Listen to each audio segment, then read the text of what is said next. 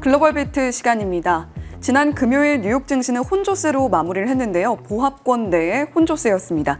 그런데 주말 사이에 정말 많은 뉴스들이 쏟아졌습니다. 이란과 이스라엘의 이 중동발 리스크로 시작된 이 중동 분쟁 이슈가 미국의 개입으로 더더욱 격화되고 있는 듯한 분위기인데요.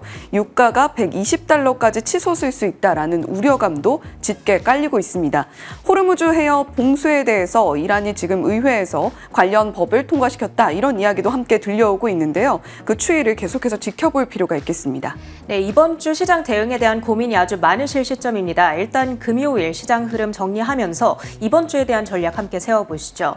3대 지수 이날 보합권에서 혼조로 마감을 지었습니다. 특히 S&P 500 지수 0.2%의 마이너스, 이날까지 3거래일 연속의 하락세를 나타냈습니다.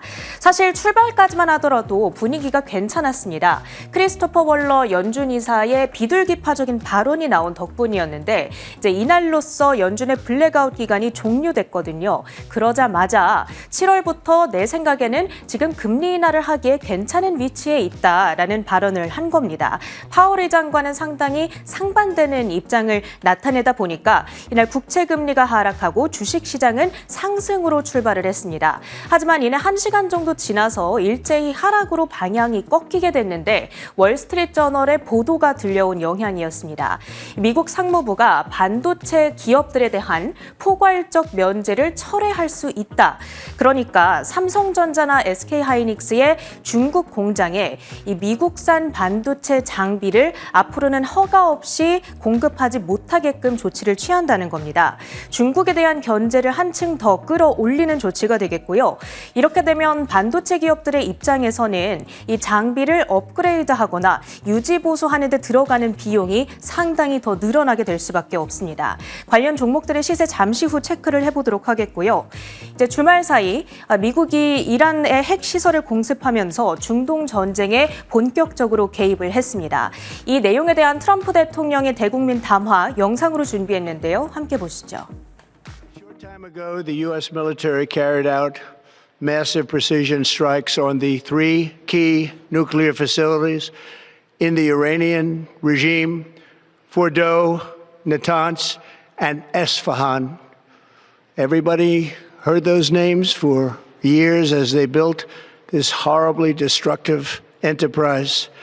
Our objective was the destruction of Iran's nuclear enrichment capacity and a stop to the nuclear threat posed by the world's #1 state sponsor of terror. Tonight, I can report to the world that the strikes were a spectacular military success. Iran's key nuclear enrichment facilities have been completely and totally obliterated. Iran, the bully of the Middle East, must now make peace. If they do not, future attacks will be far greater and a lot easier. 그동안 직접 개입을 자제해오던 미국이 입장을 바꿨습니다.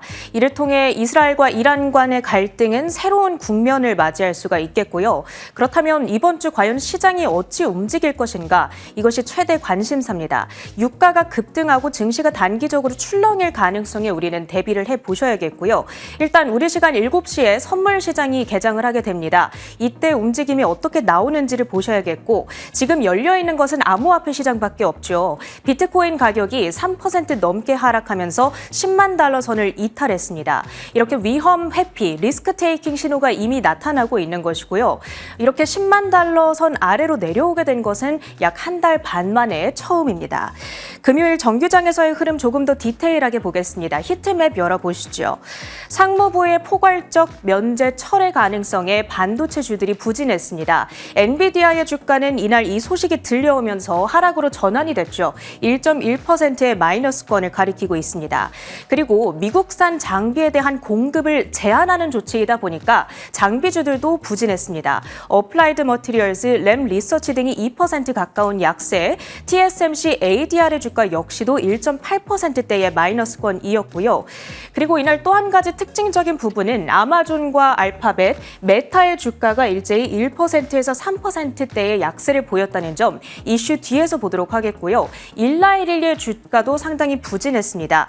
특별히 새로운 이슈가 들려오지는 않았던 가운데 지난주에 버브 테라퓨틱스에 대한 인수 발표가 있었죠. 비용 부담에 대한 부분이 반영된 것 아닌가 해석을 하고 있습니다.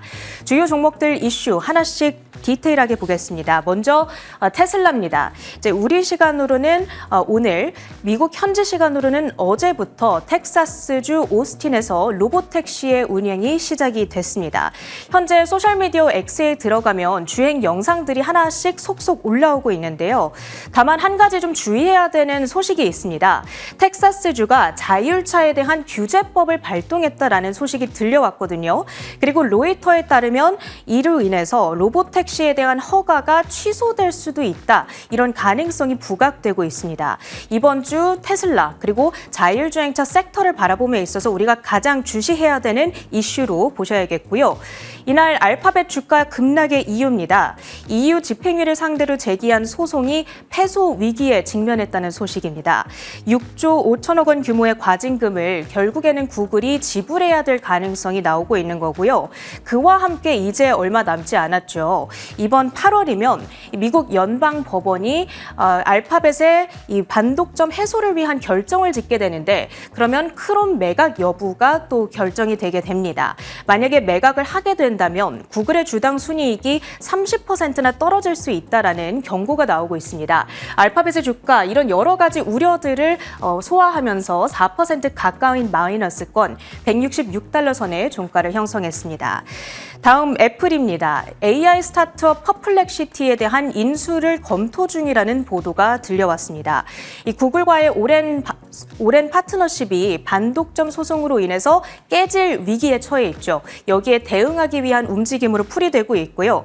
그와 함께 AI 기술에서 애플은 지금 다소 경쟁에서 뒤처져 있다 보니까 AI 인재 그리고 기술을 확보하기 위한 전략적인 움직임으로도 풀이가 되고 있습니다. 다만 논의는 아직 초기 단계이고 실제 퍼플렉시티의 인수 제안을 넘기게 될지도 불분명한 상황이라고 하죠.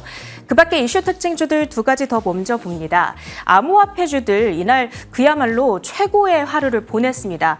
특히 스테이블 코인 관련주들을 중심으로 폭발적인 시세가 이어지고 있는데요. 지니어스법의 상원 통과 그 효과가 계속해서 지속되고 있습니다. 세계 2위 스테이블 코인 발행사죠. 이날 서클 인터넷의 주가 20%대 폭등세를 이어갔습니다. 정확히는 20.4% 점프하면서 240달러대까지 안착을 하고 있습니다. 현재 참고로 캐시우드의 아크 인베스트가 이 서클 인터넷의 8대 주주로 자리하고 있다라는 소식 역시도 센티먼트에 긍정적인 효과를 주고 있고요. 현재 상장 이후로 670%대의 폭등 흐름을 가져가고 있습니다. 또 하나의 스테이블 코인 수혜주죠. 바로 코인베이스. 이날 주가가 함께 움직였습니다. 코인베이스의 시세를 체크해 보겠습니다. 자, 4.4% 급등하면서 308달러 선의 종가를 형성하고 있고요. 마지막으로는 로켓랩 이슈도 보시죠. 스페이스X의 스타쉽이 10번째 시험 발사를 준비하던 도중에 폭발하는 사고가 발생을 했습니다. 이로 인해서 우주 발사체 시장 안에서는 사실상 스페이스X가 독점을 하고 있지만 그 다음으로 점유율을 가져가고 있는 것이 로켓랩이기 때문에 반사 이익을 거둘 수 있지 않냐라는 기대감이 나타나고 있죠. 이날 로켓랩의 주가 체크해 보겠습니다. 이 로켓랩 그 밖에도 이제 지난주에 두 건의 발사 소식을 전했습니다. 그것까지 투심을 견지하면서 8% 가까운 상승 흐름, 정확하게 30달러 선을 터치하고 있습니다. 마지막으로 이번 주 일정까지 보겠습니다. 가장 큰 변수는 중동 문제가 되겠습니다. 이란 국회가 호르무즈 해협 봉쇄안을 지금 통과시켰다는 소식이 들려오고 있는 만큼 이에 따른 영향 감안을 해보셔야겠고요.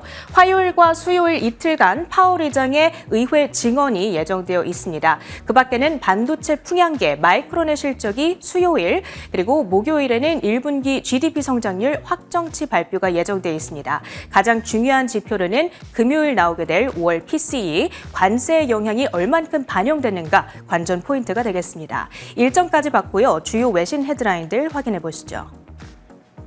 매크로 한판 먼저 살펴보겠습니다. 이란이 호르무즈 봉쇄를 의결했다라는 보도 언론을 통해서 전해지고 있는데요. 국가안보위에서 최종 결정을 내린다고 하는데 오전 8시로 시간이 예정되어 있다고 합니다. 트럼프 대통령 지난 금요일에 또 파월 의장을 한껏 비판했습니다. 파월은 멍청이 또 이런 발언을 함께 내놓기도 했는데요. 해임으로 생각을 바꿔야 할지도 모르겠다라고 이야기를 전했습니다. 앞서서 체린 앵커가 전해준 것처럼 이번 주 화요일 현지 시간으로 파월 의장의 발언이 예정이 되어 있는데요. 금리 인하와 관련해서 어떤 구체적인 생각을 전할지 함께 들여다보실 필요가 있겠습니다.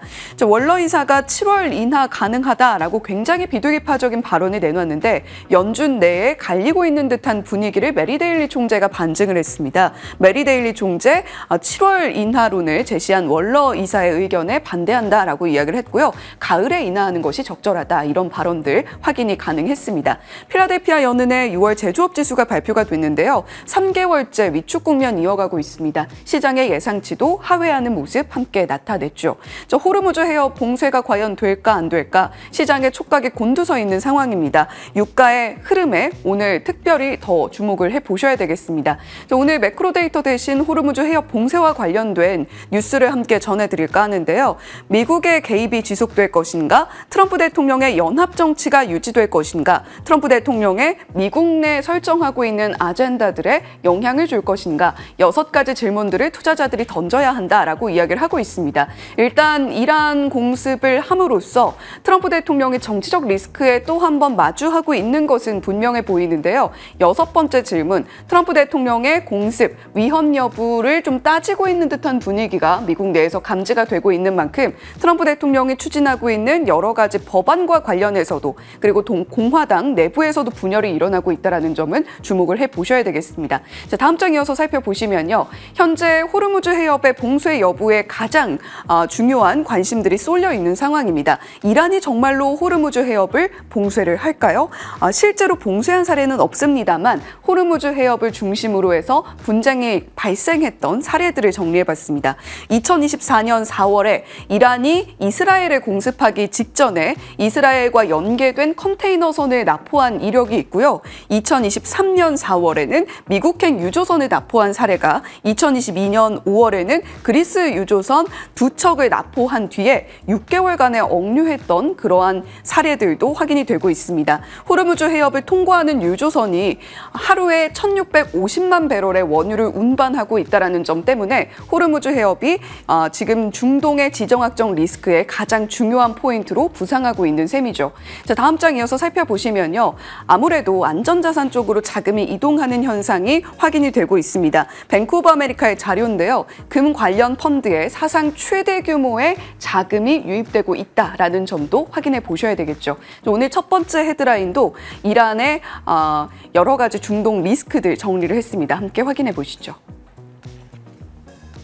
도널드 트럼프 미 대통령의 핵시설 기습 공습에 대응해 이란 의회가 호르무즈 해협 봉쇄를 지지한다는 외신 보도가 나왔습니다. 다만 의회가 해협을 실제로 봉쇄할 권한은 없으며 이번 조치는 상징적인 성격으로 평가됩니다.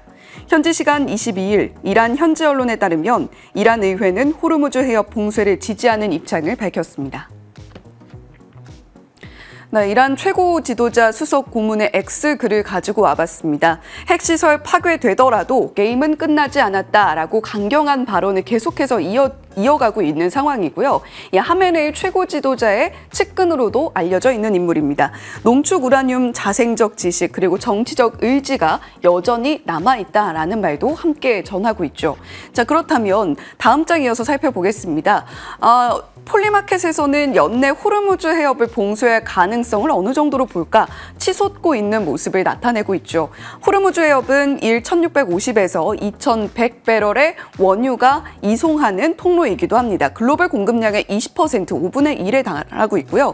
해상 원유와 LNG 운송, 글로벌 운송량의 30% 호르무즈 해협을 통과합니다. 봉쇄 시에는 사우디 수출 90% 그리고 이라크 수출 96%가 해상 고립된다라는 점에서 사우디 증시가 전반적으로 선물 지수 꺾이는 모습도 함께 반영을 하고 있죠. 자, 그럼 다음 장 이어서 살펴보시면요. 헤지펀드들은 미국의 이란 공습 전에 석유에 대해서 롱베팅을 상승을 이어가는 모습을 나타냈습니다. JP모건에서는 호르무즈 봉쇄 시에 유가가 120달러에서 130달러까지 올라갈 것이다. 그런데 호르무즈 해협의 봉쇄 가능성 자체는 굉장히 낮게 본다. 이런 전망을 함께 내놓았었는데 일단 이란에서 계속해서 강경한 입장을 나타내고 있는 만큼 호르무즈 해협의 봉쇄 여부에 대해서는 우리가 조금 더 지켜볼 필요가 있겠습니다. 뱅크 오브 아메리카는 중동 리스크 과소평가 속에서 달러 반등 우리가 염두에 둬야 된다 이런 이야기 하고 있고요. 일부 신흥국의 채권을 정리하고 현금 보유 관점으로 좀 이야기를 전하고 있습니다. 우리 환율도 좀 점차적으로 안정세를 찾아가는 모습이었는데 중동발 리스크가 달러를 다시 한번 자극을 한다면 환율의 추이에도 조금 더 면밀히 관찰이 필요하겠죠. 자, 이렇게 헤지펀드의 자금 흐름까지 저희가 짚어봤는데요. 다음 헤드라인은 애플의 퍼플렉시티 인수권 확인해 보시죠. 함께 보겠습니다. 애플이 인공지능 기반 검색 스타트업 퍼플렉시티 AI 인수를 검토 중인 것으로 알려졌습니다. 현지 시간 20일 블룸버그 통신은 소식통을 인용해 애플의 인수합병 총괄 책임자인 에이드리언 페리카가 서비스 부문 책임자 에디큐와 주요 AI 관계자들과 함께 퍼플렉시티 인수 가능성을 내부적으로 검토하고 있다고 보도했습니다. AI 전략면에 있어서 다른 빅테크 기업들보다 상당히 뒤처져 있다라는 평가를 벗어나지 못하고 있는 애플인데요. AI 스타트업 퍼플렉시티 인수를 내부에서 논의 중이다라고 블룸버그 통신의 마크 거먼 기자가 전하고 있습니다. 자, 그러면 제가 직접 퍼플렉시티에 물어봤습니다. 애플의 인수권을 어떻게 생각하느냐? 다음 장 이어서 살펴보시면요. 퍼플렉시티의 답변입니다. AI 경쟁력 확보 그리고 사상 최대 규모의 인수 가능성, 구글과의 관계 변화와 다양한 협력 시나리오 면에서 특장점이 있다라고 이야기를 하고 있는데요. AI 경쟁력의 경우에는 경쟁사에 비해서 뒤처졌다라는 평가를 받아오는 가운데 AI 경쟁력 확보에 긍정적인 요소로 작용할 수 있겠다라고 이야기를 하고 있고요. 퍼플렉시티의 최근 기업 가치 약 140억 달러로 추산이 되고 있다라고 이야기를 하고 있습니다. 애플의 기존 최대 인수권은 2014년에 진행했던 비츠 30억 달러인데 이를 훨씬 더 크게 뛰어넘는 사상 최대 규모의 인수 논의다라는 이야기를 하고 있고요. 애플은 현재 구글과 관계가 약간씩 변화하고 있습니다. 그에 대한 대응책으로 퍼플렉시티 인수권이 긍정적인 요소가 될 수 있겠다라는 이야기도 함께 전하고 있죠. 다만 인수가 아니라 다양한 협력을 통해서 파트너십을 체결할 가능성에 대해서도 정리를 함께 해줬습니다. 자, 그렇다면 퍼플렉시티 인수와 관련해서 애플이 어떠한 특장점을 가지고 있고 우리가 그로 인해서 어떤 투자 포인트들을 얻어갈 수 있는지 다음 장 이어서 살펴보겠습니다. AI 기술력과 인재 확보 전략의 일환이 될 것이다라고 마크 거먼 기자 평하고 있고요. 인수의 이점은 결국에 구글과 기존 검색 엔진 계약 종료 가능성에 대비해서 퍼플렉시티와 파트너십을 체결하거나 또는 인수하는 것이 애플로서는 최선의 전략일 수 있다라는 분석 나오고 있습니다. 그리고 자체 AI 기반 검색 엔진을 개발할 수 있는 가능성도 훨씬 더 커지고 있고요. 시리에 대한 기대감은 점점 더 낮아지고 있습니다. 계속해서 개편이 지연되고 있기 때문인데 이 부분에 있어서도 퍼플렉시티 인수가 있다면 조금 더 긍정적으로 작용할 수 있다라는 분석들 나오고 있죠. 사실 챗 GPT를 많이들 사용하십니다만 할로시네이션이라고 해서 좀 실제로 있지 않은데도 거짓을 좀 꾸며내서 챗 GPT가 답변을 하는 경우에 대한 경고도 함께 울려지고 있는 가운데에서 퍼플렉시티는 그 면에서는 좀 자유롭다는 평가를 받고 있죠. 애플의 AI 전략이 어떻게 수정이 될지 한번 지켜보시면 좋겠습니다. 글로벌 비트 전해드렸습니다.